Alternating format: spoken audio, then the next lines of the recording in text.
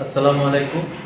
আমি মোহাম্মদ সুলাইমান আহমেদ, সহকারী শিক্ষক, গণিত, আখড়াখোলা মুকুন্দপুর দাখিল মাদ্রাসা এবং পরিচালক ম্যাথ হাউস সাতক্ষীরা।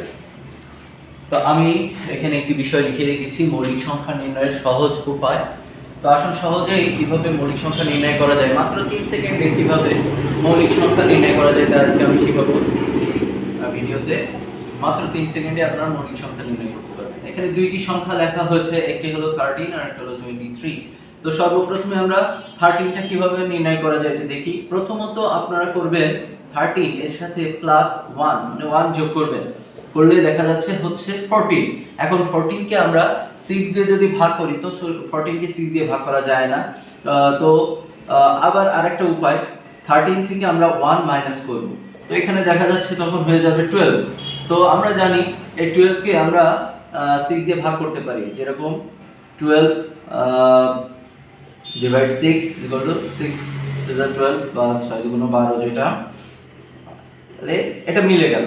যদি এরকম হয় যে আমরা কোনো একটি সংখ্যা মৌলিক সংখ্যা নিলাম, তার সাথে 1 যোগ করতে হবে এবং 1 বিয়োগ করতে হবে, এর যে কোনো একটিকে যদি আমরা 6 দিয়ে ভাগ করতে পারি, তাহলে আমরা বলবো এই যে সংখ্যাটি এটি হলো মৌলিক সংখ্যা। আবারও বলি, যদি আমরা একটা মৌলিক সংখ্যা নিলাম, এর সাথে 1 যোগ করব অথবা বিয়োগ করব, এরপরে যদি ওই যে সংখ্যা দুইটি পাওয়া যাবে তার যে কোনো একটি যদি 6 দিয়ে ভাগ করা যায়, তাহলে আমরা বলবো এই সংখ্যাটি হলো মৌলিক সংখ্যা।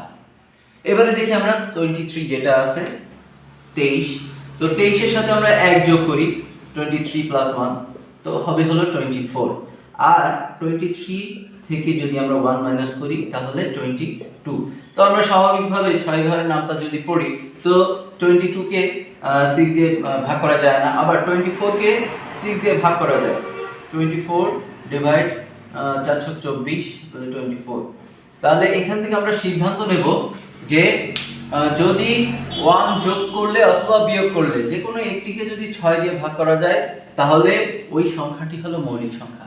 তাহলে আমরা আবারও বলি, হাইলাইটস, 13 এর সাথে আমরা 1 যোগ করব অথবা বিয়োগ করব, এরপরে যদি যে যোগফল বা বিয়োগফল যে কোনো একটি যদি 6 দিয়ে ভাগ করা যায়, তাহলে ওই সংখ্যাটি হলো মৌলিক সংখ্যা। আবার এখানে রয়েছে 23, এই 23 এর সাথে 1 যোগ করলাম অথবা বিয়োগ করলাম, যোগ করলে হয় 24, বিয়োগ করলে হয় 22। তো 24 আর 22 এর দুইটি যে কোনো একটি যদি 6 দিয়ে ভাগ করা যায়, তাহলে আমরা বলবো 23 হলো মৌলিক সংখ্যা। আশা করি এই টেকনিকটা সবারই ভালো লাগবে। টেকনিকটা ভালো লাগলে আপনারা সকলেই আমার এই ভিডিওটি শেয়ার করবেন, আর প্রয়োজনে লাইক কমেন্ট শেয়ার এবং লাইক এবং কমেন্টস করবেন, আমার চ্যানেলটি সাবস্ক্রাইব করবেন। ধন্যবাদ সবাইকে।